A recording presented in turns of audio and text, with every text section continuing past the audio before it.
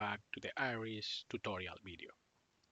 As you can see, the inversion has finished, but now, because we were inverting several files simultaneously, the name of the file again is iris2 model date ops ID raster, and here now is not given the number of one raster because we have inverted several rasters.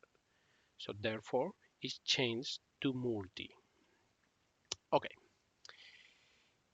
because we have inverted several files simultaneously, the output, as I have already mentioned, is not an structure but an array of structures.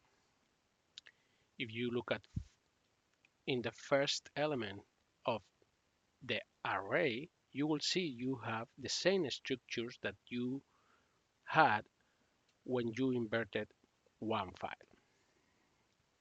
In this case, the file name belonging to this structure is going to be the corresponding fits file.